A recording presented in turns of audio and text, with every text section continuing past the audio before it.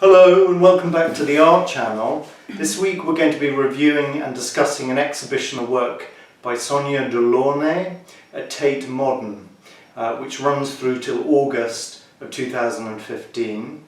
The exhibition looks at her entire career. She had a rather kind of interesting biography. She's born in Odessa in 1885 and trains in Germany for 2 years and then arrives in Paris, the centre of the art world, early in the 20th century, where she meets the French artist Robert Delaunay and marries him. And her work has been very much neglected, I think, by the reputation of her husband and other artists. And she's a classic example of a female artist who wasn't treated with due respect or seriousness. Absolutely, and it's really refreshing to see a big, serious retrospective on somebody whose work is just incredibly enlightening and really speaks of that part, that beginning part of the 20th century. So it's a show full of energy and colour, and as Josh says, it tracks her progress intellectually, artistically and geographically, going from Odessa, living in Spain and ending up living in Paris. And the first piece we wanted to look at is a painting called Balboulier, which is the name of a dance hall that she frequented in Paris. She is living in Paris in the 1910s and 1920s. It's a very exciting, energetic time. She is totally engaged with modernity and the rights of women and the freedom to express herself. And this is a very beautiful, almost like a frieze. It's a long horizontal painting and it's semi-abstract. It has figures, dancing figures moving across it, and these beautiful swathes of this very typical colour, these bright yellows and reds and deep greens and blues. And they are really uplifting paintings. There's a real sense of movement through the piece, isn't there? Yes, it's like a kind of frieze of life. You see the figures moving across the dance floor. They can be individual couples or seen as one couple moving episodically through the space. And what we should emphasise about Sonia Delaunay is this interest she shares with her husband in simultaneity or simultaneous use of colours, so that they offset each other and create this vibration. And this was really a theory that she investigates with great seriousness, and we see that in her paintings. For example, a large painting in the same room opposite Balboulier called Electric Prisms, which investigates the effect of electric or artificial lighting that it was being introduced into Paris, and it becomes a marker or symbol of modernity, of technological change and innovation. And so if you imagine the way in which light is cast and reflected and refracted through space, bouncing off surfaces, particularly on a wet day. And so in this painting, Electric Prism, she creates these patterns of interlocking colours, very intense, saturated colour. It's a very brave painting. It's a large square canvas, and as you say, it has an immense sense of movement. And I think it's very easy for us to be very sort of laid back about modernity and sort of taking on this technology, but to make a series of oil paintings influenced by electric light, I mean, to kind of grasp modernity and contemporary life, and to really kind of process it through painting is just a very brave thing to do. And I think for that reason, they are very spare, they're very bright, and they feel very contemporary. She's also synthesising ideas that influence her borrowed from Futurism and also from Cubism. So you can see the impact and flow of ideas being explored by other artistic groups in Paris of the same period. And in this one painting she introduces language, real text, which of course was quite an important innovation at the beginning of the 20th century. Absolutely, you've got graphic design, nascent graphic design, text and image working together, and coming away from a sort of pure high fine art. So she's very exciting in that way. And as you go through the exhibition, you'll see she works outside of painting. So she is involved in architecture, she's involved in making clothing, she has her own design house, which is very successful for a couple of decades. She works for Vogue. She has an incredible range of output, but this this real exploration of colour and colour contrasts goes across all of the work. And as you go through the exhibition, you see the most exquisite coat. I know this is not a review of fashion, but for Delaunay, it's very important. She designs a coat for Gloria Swanson, a movie star, a Hollywood movie star, and it is the most contemporary object. You could just see it anywhere right now. It's very 1920s. It's sort of straight up and down. She invents a stitch for it, which is very geometric. And she believes that everything should be handmade, not necessarily by her. She employs Russian seamstresses and embroiderers to make this incredible coat, which is this idea of modernity and geometry into clothing, and that's very 1920s. It's a real decade of change.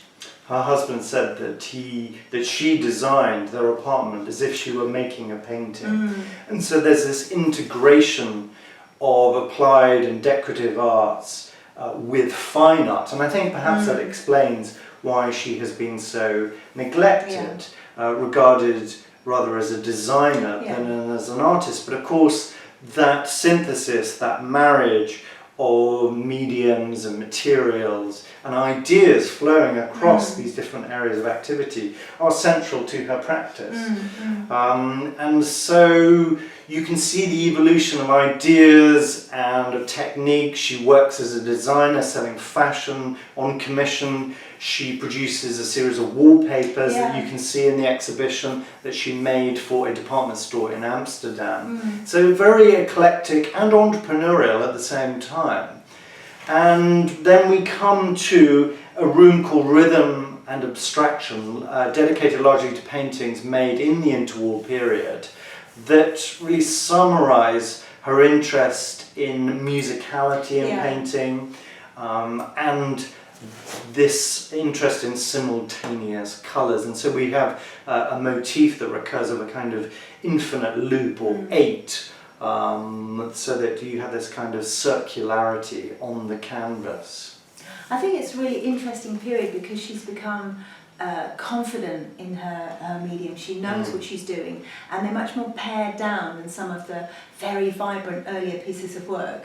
And she knows how to make an image that engages. She knows how not to put too much into them, and they're very much of their age. So I think it's really the kind of height of her painting powers in a way. She's arrived at a mature style and an economy of expression. Yeah, definitely. And then we moved to a large room, and for me personally it was the highlight of the exhibition. A series of murals that she made for the Great International Exhibition of Design and Sciences in 1937 in Paris, and it was a famous event when Nazi Germany built a pavilion opposite the Soviet pavilion in this competition of ideas, but also it was an opportunity for many artists, including Picasso, to exhibit their work. Picasso famously showed Guernica, this big painting that he made to protest against the war in Spain, the civil war there. But she makes a series of these murals for the Palace of the Air, a kind of futurist celebration of the potential of flight and the romance of air travel. I think, it's very much of its time, isn't it? I mean, I walked into the room, it's a huge gallery space, and you are immersed in these 3 paintings, these huge paintings, one per wall. One called Propeller, one called Instrument Panel, and one called Engine. I mean, they're fantastic titles for paintings. And she's just grasping what's around her. She's very excited by modernity. She's a woman working in 1937. She has that whole kind of crew of unemployed artists that are also helping the couple make these pieces. And they just very much speak of, she's able to find the beauty and the design in things that lots of artists would have rejected, I think. They resemble almost like draftsman's plans. There's that clarity and precision, but at the same time she brings this imagination and engagement with the detail of machinery and of mechanisms designed for a functional purpose. Absolutely, and she's able to keep in what's important and edit out what isn't, and that's a great skill, and she really pulls that off amazingly. And of course the colours are sublime. There's a kind of whole sea of this beautiful lemon yellow. They're really joyful paintings. Sadly, she made another series for a pavilion dedicated to the railway and to trains, but those murals don't survive. So these pictures dedicated to flight are a rare survival from this international exposition. And so we see an eclectic range of material designed and made by Sonia Delaunay. During the course of her long life, she dies in the late 1970s at the age of 94. And it wasn't until the 1950s she actually received a solo show. It's amazing, and I think, as you say, it's partly to do with the fact that she worked outside of fine art and worked on kind of less elevated things, or was perceived in that way, on wallpapers and fashion designs.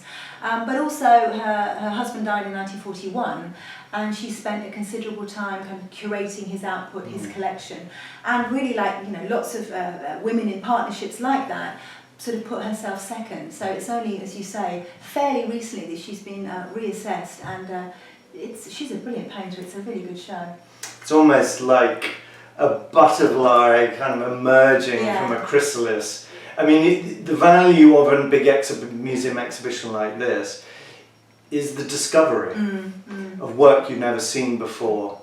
And so I'd highly recommend a visit to this exhibition dedicated to Sonia Delaunay, to see an artist full of creativity and imagination and application. Definitely, enjoy. Thank you.